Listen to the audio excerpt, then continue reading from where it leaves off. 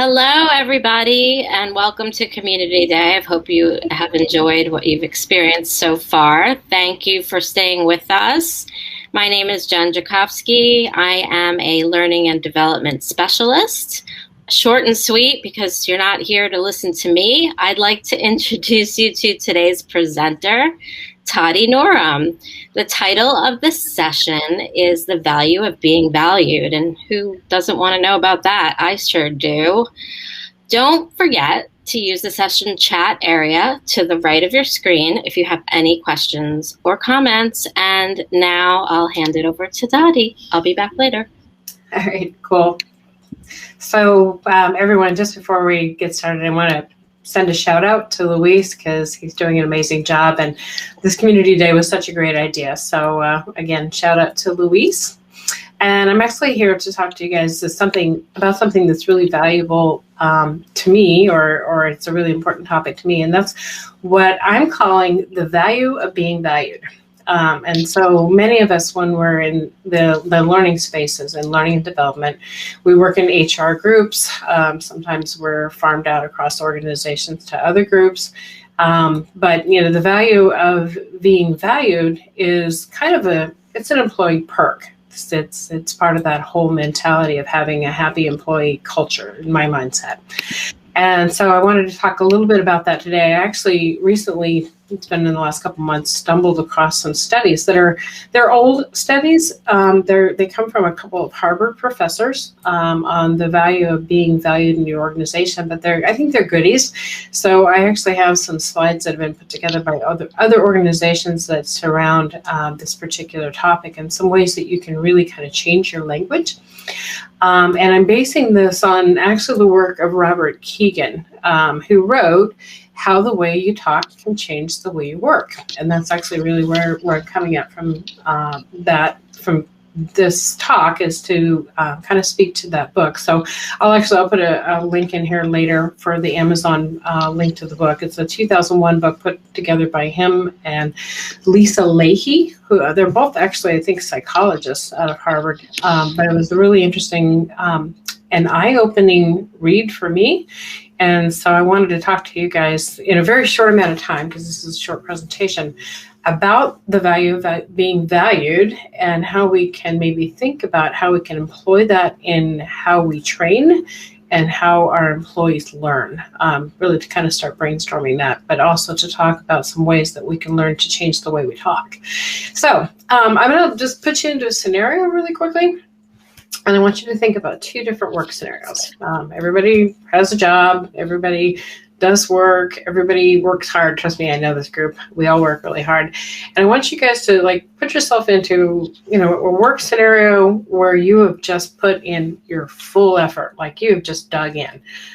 You've done some really cool, innovative things. You've done research. You've gone kind of out of your way, and maybe you've done an extra presentation around what you were doing for your work project. But you really dug in, and you customized solutions. You've innovated, and let's just put it this way: you're brave, right? You're brave and you're daring, and you kind of just put it all in.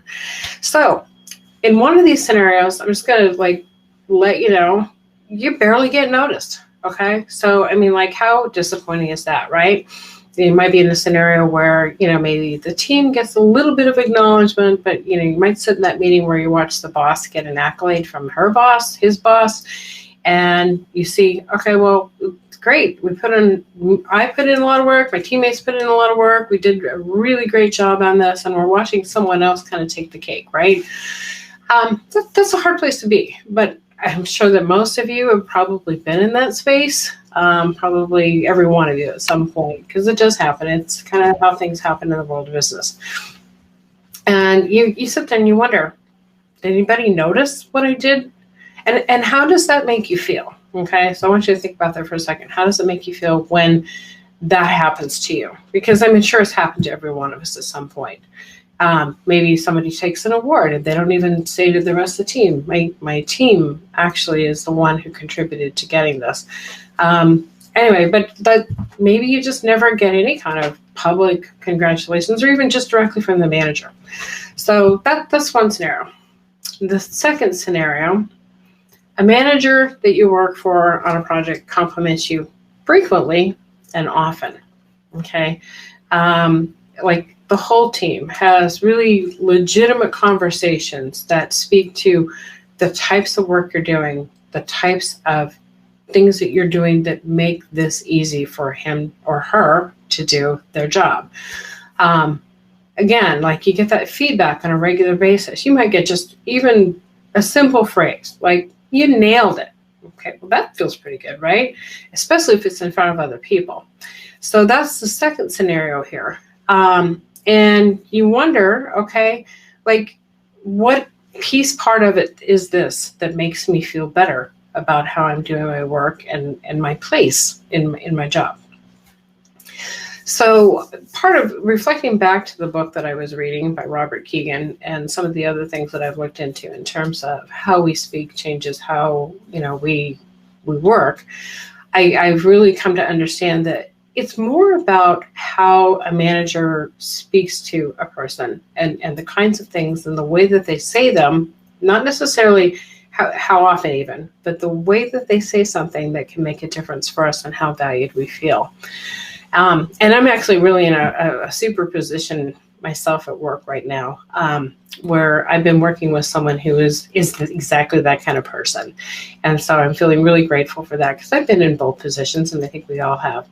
And I ended up getting an email actually yesterday that kind of just exactly exemplified what I'm speaking to. But it was very specific, and it called out the very specific items that I had been working on that were of value to my manager. And so that's where I want to go with this, is for us to be able to say, it's how you, not that you're giving feedback, but how you give feedback and constructive feedback that makes the difference.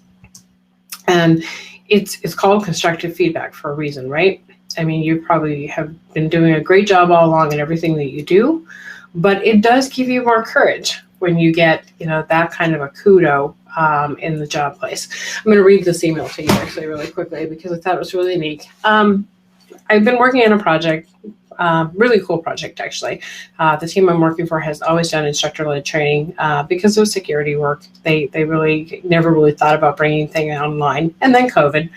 And so I'm helping them bring more of a soft skill set online, in addition to some more financial skill sets that some of their folks need to know about. And so I've been trying to translate, I get deck after deck after deck of material that I'm putting together for presentation and e-learning. And actually, you'll laugh, but this is typical when you come into a new workplace. You often don't get your software for 3 or 4 weeks. And so I've been actually working without my Articulate storyline. And I put together a really quick prototype in PowerPoint. And I went through and I've been voicing it over, and I'd given them some samples. I actually created some samples in PowerPoint to kind of show what types of interactions will be available to them when we get into the e-learning on Articulate storyline. And so I have a meeting next week with one of the really, really high managers in the company. And prior to making that arrangement, I created a script for a piece that we would like for him to voice over. Not only did I create the script, but I ran it across a couple of team members for them to give feedback on it and help me edit it.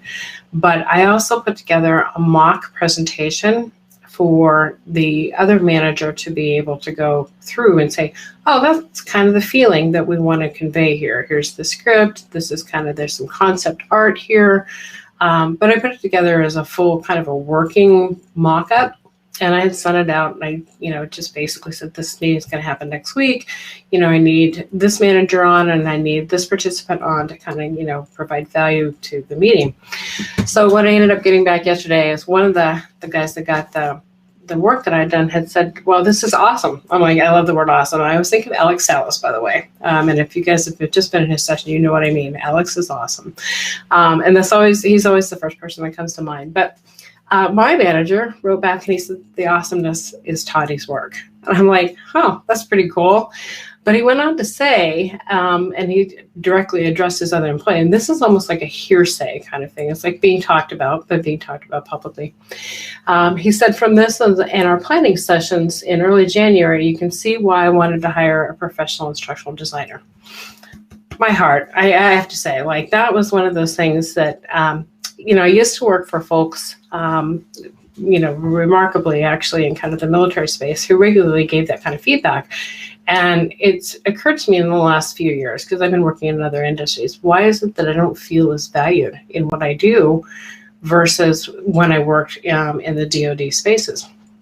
And I used to regularly get that kind of feedback. Well, actually, just to be transparent here, I'm actually working with some folks that are more DoD facing again. And so maybe this comes from the leadership training that they get on a regular basis, when they work with, military groups or federal service groups. Maybe this is just kind of baked in and I didn't realize it. However, I wanted to be able to share this with you. So providing feedback. Okay, sometimes, and so the way that Robert Keegan presents this is not necessarily feedback, but called regard. Okay, so this is a new term for me. I don't know if it's a new term for anybody else, but I thought it was really interesting that that's how they're framing this entire conversation, is for a regard for the work that is done and things that are not, this is not a skill that is necessarily intuitive to everybody. But what I'm saying to all of us here is these are things I think we can learn. So I was going to present a couple of different things here. Hang on. Let me get to my Chrome tabs. There we go. Okay, the word regard. How many think about the word regard? Okay, what do you think of when you think of the word regard? I will actually share one other thing that I think of when I think of regard. And let me click this off. I'm going to share it really quickly. And where to go? There it is. All right. I don't know how many of you are Schitt's Creek fans. I've been watching this show for, I don't know, since probably the second episode. I've actually seen them live. I've met them. But this is a thing from Schitt's Creek, which I think is really awesome. And early in I think it was in the second season, David and Stevie came up with this crazy phrase, and it was warm wishes and best regards. And so that's how they started talking to each other. And you can see this Giphy here. David says, warm wishes, best regards, warmest regards in this case. And again, I think that's probably how most of us think about that's what we think of when we do, when you use the phrase best regards, like in our emails and things like that. So again, like, what does that phrase regard mean? Let me share. Let me go back to this. Regard. Okay, regard. It's a verb. Okay, used with an object to look upon or think of with a particular feeling. Well, that's interesting. That's certainly not like giving somebody a high five or a kudos or a good job, or the kinds of things that I think we normally think of when we think of giving someone feedback. We're actually like really kind of engaged there now, right? We're looking upon something with a particular feeling, and we're regarding with favor. Okay, all right, well, maybe we don't regard them with favor. Maybe we regard them with disfavor, but most likely we're regarding somebody with favor. But I like this. It says to have or show respect or concern for. I'm like, that's an idea. That means something different. That's involving a personal relationship now, isn't it? Because you have to be involved at kind of an emotional level to start to have respect or concern. So I like this because, there's a couple different definitions here. One is to pay attention or to gaze. The other is a noun. There you go. That's a whole different use for this. A reference relation, but still having that connectedness. If you err with regard to facts, you're connected, you're involved. So there you go. So I wanted to show a couple slides with you as well that were put together by another organization. And actually, I'm going to give you some, actually, I'll share all these as resources later. Again, treating each other with regard. This presentation that I'm going to show next is called, Conversations for Ongoing Regard. And so I don't take credit for this, by the way. I happened upon it as I was reading Robert Keegan's book, and also Lisa Leahy. I found this, and it was put together by an organization that does a lot of learning, probably like more management style training, soft skill training. But it was put together by this organization called transformativeorg.com. And I'll send you the link on this as well, or put it into the notes. But conversations for ongoing regard. And so I actually went ahead and lifted it. I figured, you know what, that's okay. It's public domain, and they evidently want people to look at it. So I am going to pull this up. Hang on. Because I think it's really interesting. It's got some really interesting thoughts here. What was the book name again? We're getting a question about. Oh, sure. How the way we talk affects the way we work. And actually, let me go ahead and I'll grab the Amazon link on it. Actually, I can't because I'm reading it on my Kindle. You can actually find it on Amazon. The author is Robert Keegan and Lisa Leahy. And how the way we talk can change the way we work. And so I'm going to pull up the PowerPoint here. Hang on.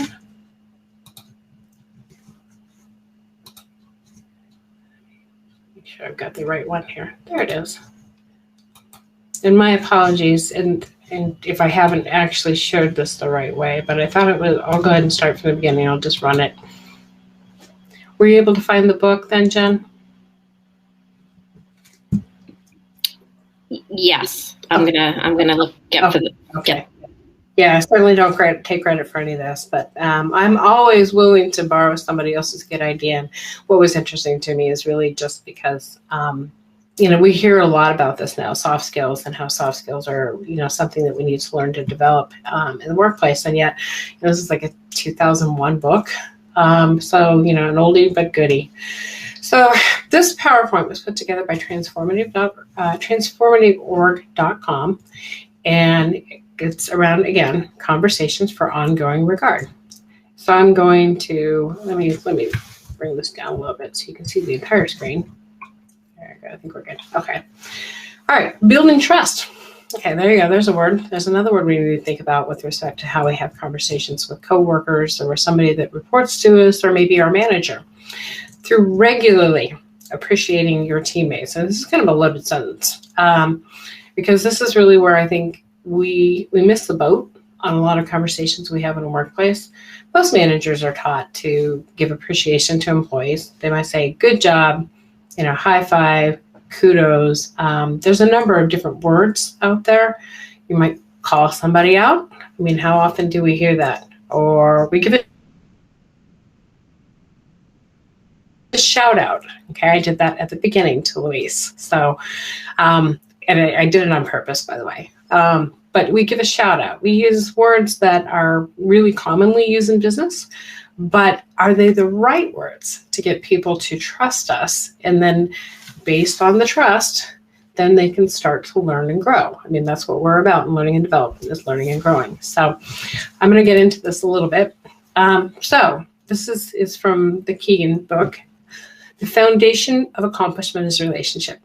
Okay, so here we go. We got a problem. All of us are on screen. We don't have any way actually to really be building relationships, especially with new people, right? That's a challenge for us. Although I have to say that I've actually met friends online during COVID who have become real friends. I would call them real friends. The same for me with TLDC. I met a lot of people online through TLDC before I actually met them in person at events. And I would go to places like ATD events and I would seek them out. We've had our own events with TLDC. And so, but I beg to say that I think that the relationships that we can form online can be just as deep and just as important as those that we have in person. So the basis of this is relationship. So if you notice this, it just shows that the accomplishment is writing on top of the relationship. And I don't know if anybody would like to respond in chat, but how much do you feel that your accomplishments at work are based on the relationships you have? A little, a lot? I mean, how much does that relationship piece mean to you in your workplace, with your boss, with your coworkers? I'm kind of interested in what that feedback might be. And if you want to go ahead and share that in the chat, I'm going to take a look at the chat real quick. Okay, a huge piece, 100%. completely probably too much. Okay, Susan, yeah, you know what? I think I might be in that same place as you. I think sometimes that's really the value that we bring to our work overall. We spend how many hours at work? And so what really does count for us, I think, is whether or not we have the relationships that make us feel fulfilled. How nice would that be to be getting that from our boss too, right? So let me go back to my presentation. All right, so expanding the space for accomplishment, a demonstration. So these are just some presentation graphics that were put together by Keegan as well, representing the fact that we can expand the relationship, we can expand the space for accomplishment. Basically, that's where we're going with this. I was really moved by this one, by the way.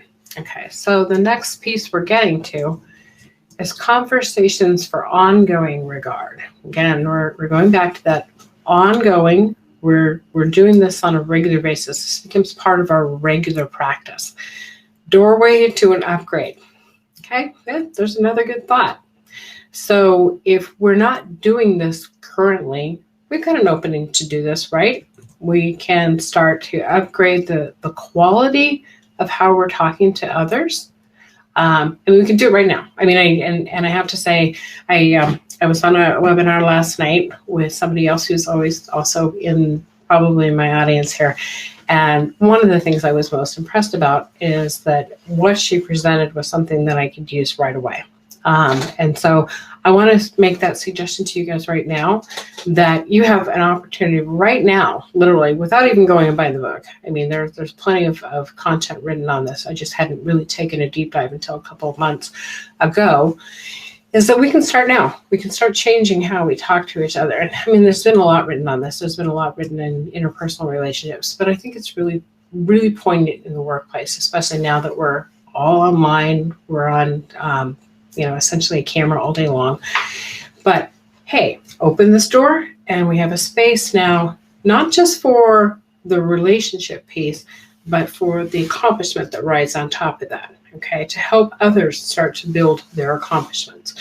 And I think that's where I was really impressed with this particular presentation, is just how it was set up to say that, this is kind of an open-ended thing here. The more we can build here, the more we can help build the accomplishment of the people we're working with. So again, conversations for ongoing regard. Okay. So Keegan and Lacey tell us if we change how we're talking to each other, that we can change the way we work together and we can transform. And I can tell you that this is really a big deal. And they offer a lot of language tips in their book. And I'm not trying to sell anybody their book. I will tell you, if you want to take your deeper dive, you can definitely get into it. And there's a lot of really good suggestions. And I have a list as well of other articles out there that speak to how you can really reinforce relationships with your employees through how you speak and how you give feedback. And so I think that's it's kind of a treasure trove of different items that I'll share out. But it gives us a whole new skill set and ways to talk to each other, and it's maybe a little more thoughtful than what we do now, than our typical "hey, great job" kind of thing.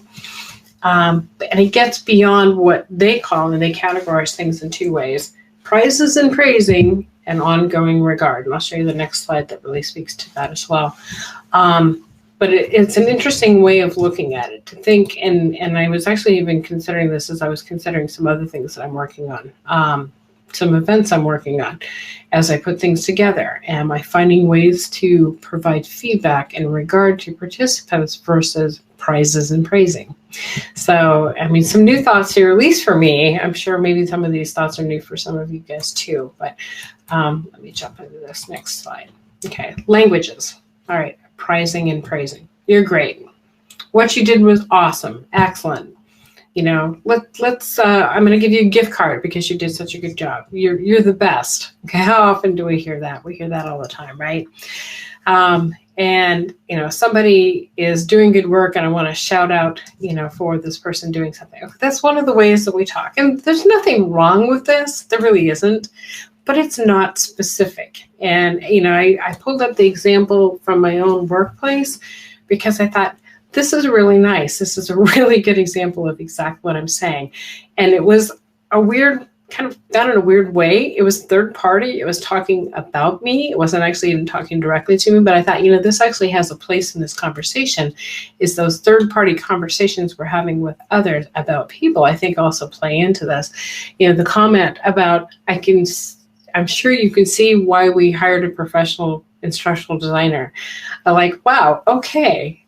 He's pointing back to my work. He's being very specific and saying, these samples that you liked, that you thought were awesome, this is the reason we did this. And it gave me a lot of feedback. This isn't the first time, obviously, that I've gotten feedback from this person that I work for, but it was such a good example that I thought, well, I'll go ahead and share it with you guys. Okay, so moving on. So what is the problem, by the way, of like high-fiving each other or giving shout-outs? Well, maybe the person doesn't think that, you really mean it. That's probably, in my mindset, that would probably be the first thing that I would go to. We've all worked for management in the past where they're like, oh, you're doing a good job. Okay, well, tell me more.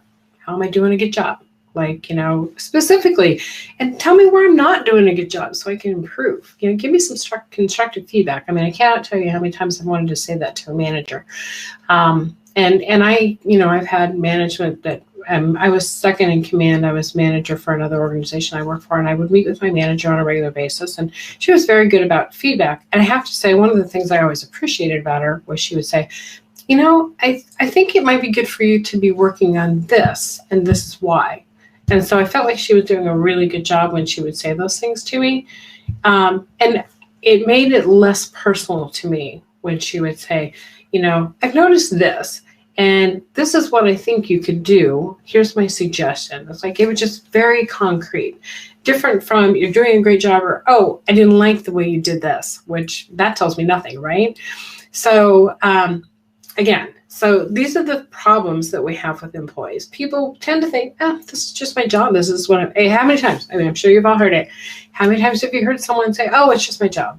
Thank you for the praise. It's just my job. This is what I'm supposed to do. So I think this is part of the issue that we have right now. And people tend to think you don't mean it or talk is cheap. So next, language of ongoing regard. Okay, this is how it sounds different. I know I gave you an example from my workplace, but I like how this is because it's very specific, okay? It speaks to specific things. It gives constructive feedback. And it can sound like, John, you completed the report early yesterday, which allowed me to review it before the meeting. And I'm like, oh, that's cool. I like that because it speaks to a very particular thing that this person has done, which is like, oh, next time, you know what? When I create that report, I'm going to try to get early because I remember my boss liked to be able to review it before the meeting. So, and I don't know if that necessarily would make me feel like I'm doing something better, but it gives me feedback, very specific feedback on the kinds of things that I'm doing that are making this person feel like they can do their job easier. I mean, that's why most of us are in the workplaces, because we're there to help someone else get their job done. But then, this guy follows on right here. That resulted, and I think this is part of the important regard piece of this, in me having great confidence in our figures and being able to present to the team well. Okay, all right, well, I get that now. The boss had it early. He was able to review it. He was able to look at the figures and say, okay, these look right. I feel good about presenting these. I feel like I'm at the 99% that I agree with these. All right, this is really constructive stuff. And what did it take? It took just changing the words, right? Rather than just saying, hey, great job, thanks for getting it to me early. Because you could have just said it that way. He said, thank you for getting it to me early, and this is why. I'm like, yeah, okay, how much effort did that take, right? How much extra did that take? Not much. So anyway, this is what Keegan and Leahy are referring to as the language of ongoing regard. Okay, so it's happening on a regular basis and it's very specific. So here we go. Here's the difference. Prizes and praising. Okay, number one, it creates winners and losers. That's what they're saying. Okay, and yeah, I get it. It draws energy out of the system and it pits people against people, right? I mean, if you're really truly creating losers and winners. And I mean, okay, so I mentioned frequently communicated indirectly said about the person and not directly to the person. Well, in my case, the third party that was said about me was actually said with me CC'd on it. I'm like, oh, that's cool. So it's a little bit different, but I like how, whoops, I'm hearing a ding here. Let me make sure it's not, all right. Okay, I'm not sure if that was me or not. Okay, new platform. Go back to this. All right, so communicated about the person, not directly to her. Okay, well, that does happen. That happens a lot. Bosses talk about their employees. They talk about how things are done, how projects are done. And so global state, oh, that was probably my warning. All right, it gives statements that's little of any valuable, right? There's not much value in, oh, yeah, so-and-so is doing good. Good how? So ongoing regard distributes the information that the actions have, okay? And it puts energy into the system, all right? So it's different in this way. It really creates that kind of pyramid we were showing earlier. It creates this pyramid of information, and it's almost its own ecosystem. It's not just, hey, I did a good job. It's a thing. I did a thing. And my daughter says that every now and then, I did a thing. I like the fact that we're creating much more of an ecosystem of, all right, we're building trust. We're building, the sense that I understand what I'm doing right, probably understand what I'm doing wrong. But this ongoing regard piece of it really actually, I think, gets to more of the heart of why we even bother to give feedback, right? So why would we give it if we don't want to make it constructive? So that's part of this. They mentioned the same thing I just said. Sometimes the information is just not there. And a lot of times it does feel glib. So the ongoing regard on the flip side of this communicates appreciation directly to the person. It communicates specific information. And I like this, and this is something else that I hadn't really thought much about, but it's non-attributive. Okay, so it characterizes the experience, okay, not necessarily the person. So I think this is a really key point in this, is it really focuses on what you do and not who you are. Okay, so that makes us feel good, right? And I think, for me personally, and I'm sure most of you as well, I draw a lot of value from knowing that the things that I do are appreciated. Sometimes, I think most of us, at least especially when you get to be in the workforce for a little while, you kind of don't care if somebody actually likes you, but you like whether or not they like what you do. Okay, so this really does get to the heart of the issue. And it's definitely much more sincere and authentic. So it can be kind of formulaic, so I'm going to give you some tips. It looks like we got 10 minutes here. So how do I do it? Okay, so in this, I brought this and I picked this particular slide deck because I thought it was actually very good at explaining kind of some of that directness of how do you do it. Ongoing regard is planned and purposeful. How many of you sit and think about how you would actually respond to someone and give them constructive criticism? I'm kind of curious. I'm just curious if anybody wants to type in the chat and tell me. Do you ever think about how you're going to give feedback to someone? Is that a thing? Is that a real thing?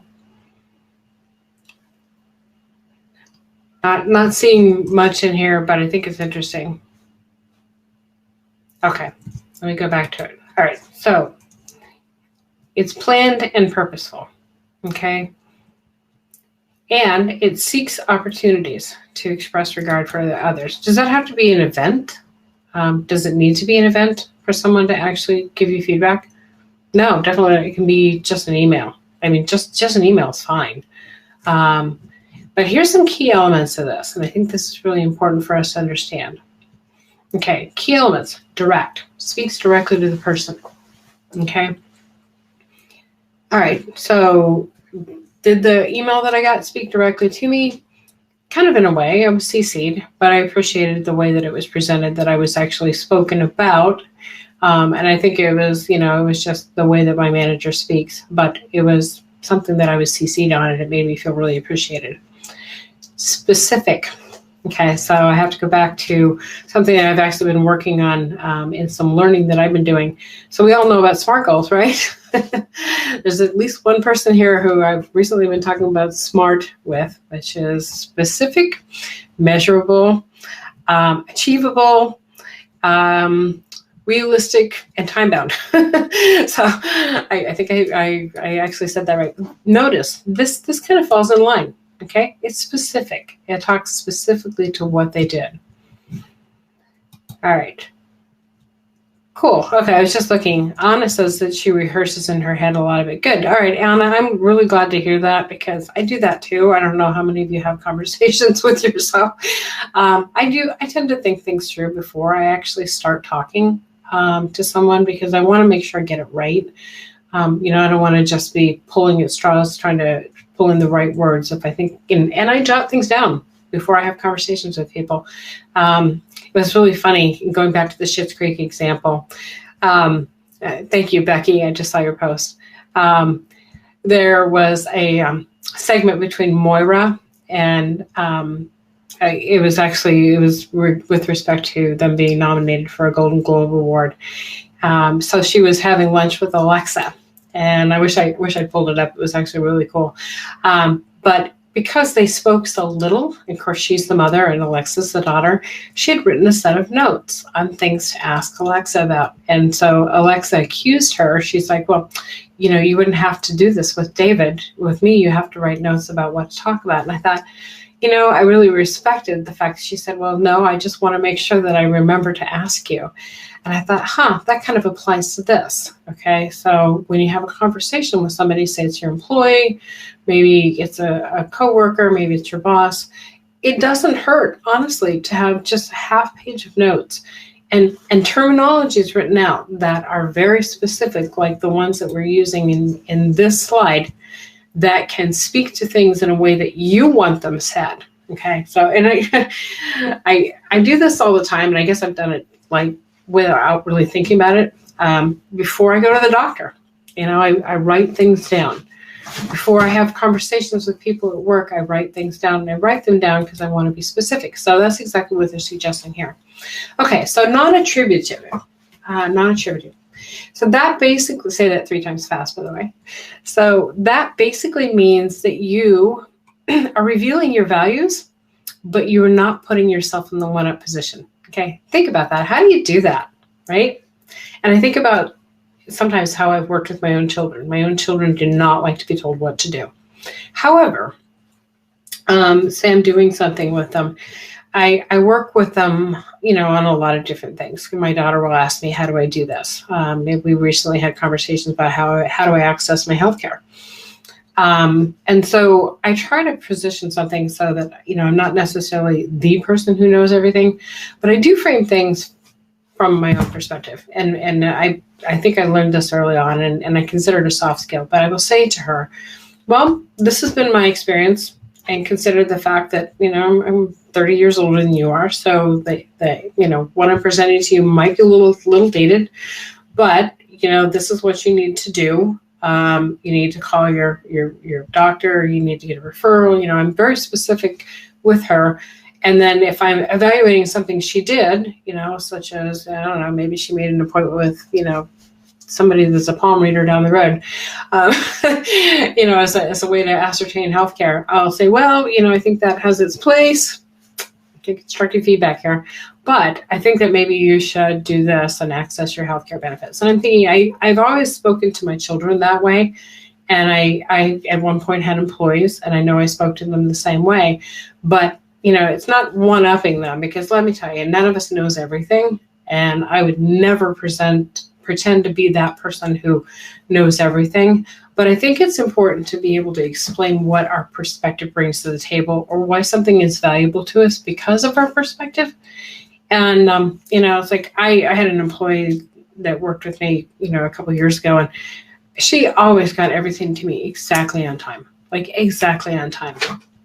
And to be honest with you, I am not sure when I had conversations with her if I explained how much that meant to me. And I can look at it now and I can say, okay, in retrospect, if I use this methodology, I might say, hey, I really appreciate the fact that you got those reports to me on time, because it allowed me to get my things in on time. So again, non-attributive, not one-upping, but really showing the value of what somebody's done, and ongoing. And so we talked about this over and over and over, but ongoing is a big deal in this. And I think this is where we need to really develop a practice. Okay, so how can you do that? How can you make ongoing feedback not just really good for developing others in your organization, but this is a challenge to everybody, and I'd love to see what you guys come up with in Slack. How can we make this part of our practice on a daily basis in the learning that we create? Okay, so that's where I wanted to relate this all back to us. Can we find ways to provide that kind of constructive feedback? And that's hard because we do a lot of e-learning, right? We can do it in VILTs or in ILTs, and we can interact with somebody right away. How can we do that in presentation of other forms of learning? I'm really curious. Does anybody got any ideas on that? Don't see anything yet, but I'd love to know. So this is something I want to challenge you guys all to think about, okay? So this type of very constructive, very specific, you did this exactly right, and it enabled me to be able to do this. And you see, it's formulaic, right? And let me go to the next slide, which actually is very formulaic. Okay, there we go. Simply stated, moving on from, hey, rah, rah, you're great, to when you did X, the difference it made to me was Y, and I appreciate, thank you. Okay, so what I recognize now is I wasn't saying those things to my employee, okay, but I think that could have helped build her up. How can we implement this in what we do as learning and development people in our daily sessions that we put together, you know, even in our e-learning? How can we implement this in e-learning? Is that going to be a branching scenario? I don't know. So these are really interesting things. So just really curious to find out what people are thinking about this. And I think we're almost at time. So yeah. All right. Toddi, I have a question. Given that, you know, virtual has made us global way faster. I mean, we're already, a lot of us global. Did Keegan mention anything about how to do this with different cultures? Or are there any adjustments that should be made depending upon the culture of the person? Yeah, there are some suggestions in the book on how to work with people on a cultural basis. Interestingly enough, they don't mention a lot in terms of virtual, because I think at the time that it was published, that just was not a thing. But they did mention the cultural issue of that. So, you know, basically, I mean, I think about this too a lot because I work with some folks out of the UAE, and I've had to learn how to reframe things. You know, it's been a really interesting thing for me to work with them. And I think that's something that also comes into this conversation. It's just such a fascinating thing to me. And I can't believe that, you know, like 2001 is when this book was published, and here I am finding it now. I think it was republished again in 2009. So, I mean, you know, we're 2021. So it's, you know, still quote unquote old, but it's a really great study. So, and I don't know if it's a study so much as, you know, two really smart people that said, you know, there's better ways to make your language affect your workplace. I'm like, and yeah. So all good. But I'll look for more of that and find it for you, because there's some sections of the book I thought were really interesting. So anybody else have any other questions? Otherwise, this has been fun. I'm really hoping we can open up a Slack channel so that maybe people can talk about how you can implement this style of feedback in e-learning and how we can do that, because that's one of my big challenges right now is how do I make it personal? So, this has been great. Thank you so much. A lot of fun. Thank you, everybody. All right, thank you. All right, take care. Bye. Please make sure to stop by the tables in the lounge to network. Yeah. Try the speed networking, or go to the arena and explore some of the exhibitors that are participating in this event. That's true. I haven't done that yet. So thank you for reminding me. Cool. Take care. Bye-bye.